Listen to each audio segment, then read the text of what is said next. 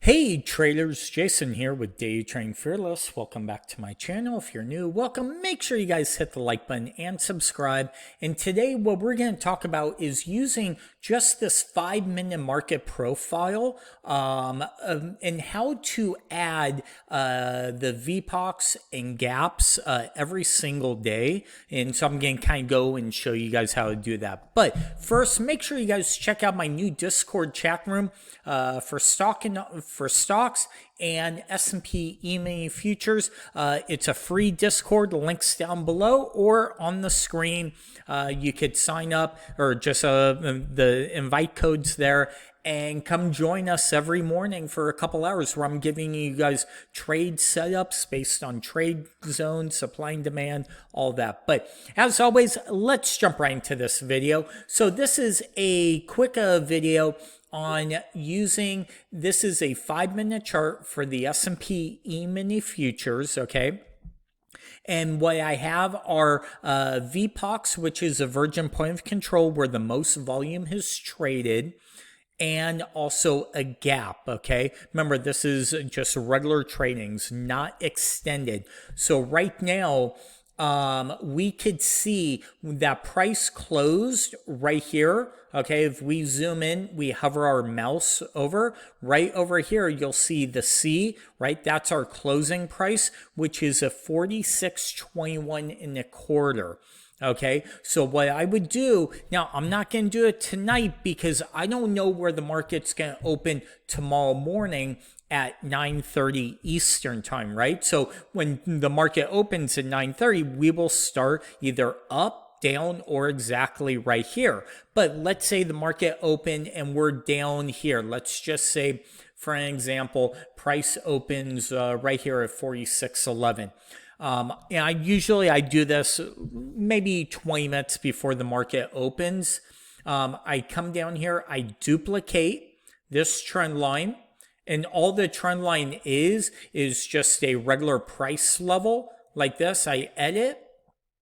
I go show name on the right, extension on both sides, right?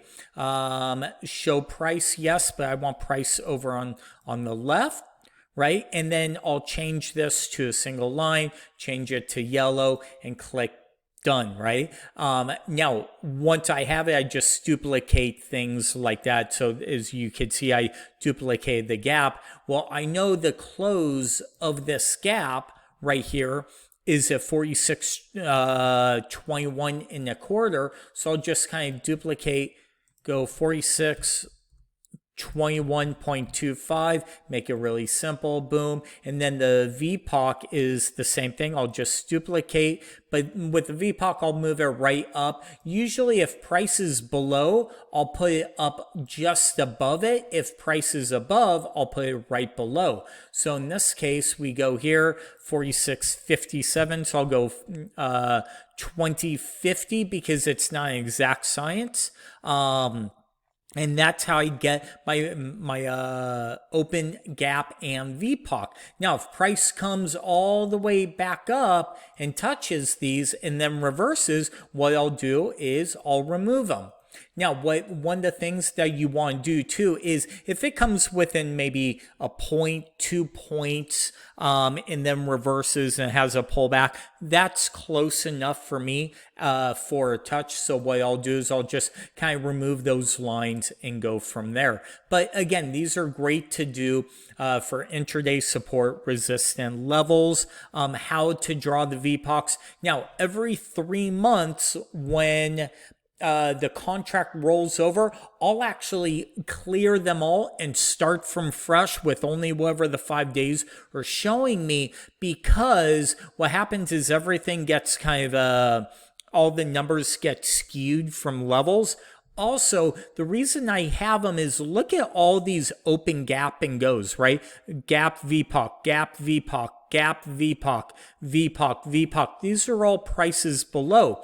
Well, if you know, we've been on a massive run, and let's just go for the last 90 days. This is what happens. We gap and go, gap and go. We've had massive. So I want to see, is the structure of the S&P futures is a good or bad. This is horrible structure because price, normally you want to see price come all the way back and to fill all these and get and pull back and then go higher, pull back. Here we just went higher and higher and higher. So it's kind of like building a house on quicksand that when the price does fall, it'll fall really hard and really quick sometimes. So hopefully that helps. Again, this is how to draw Vpocs and open gaps on it. One last thing that I'm going to end with is the CME got rid of the 415 close, but Thinkorswim still has the 415 close. They actually don't have the 5 p.m. close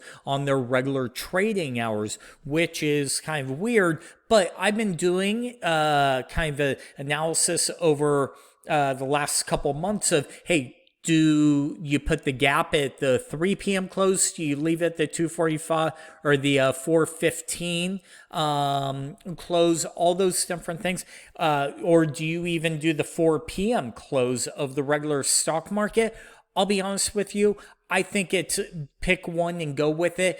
About a third of the time it'll go to one, the other third it'll go to the other. I don't think the market knows. So what I've done, I just leave it because most of the time it still does respect that 4:15 p.m. Eastern close. So thank you for watching. Hope you guys enjoy it. And remember to make sure you join this Discord. The link's down below in the description. Until next time, we'll talk to you soon.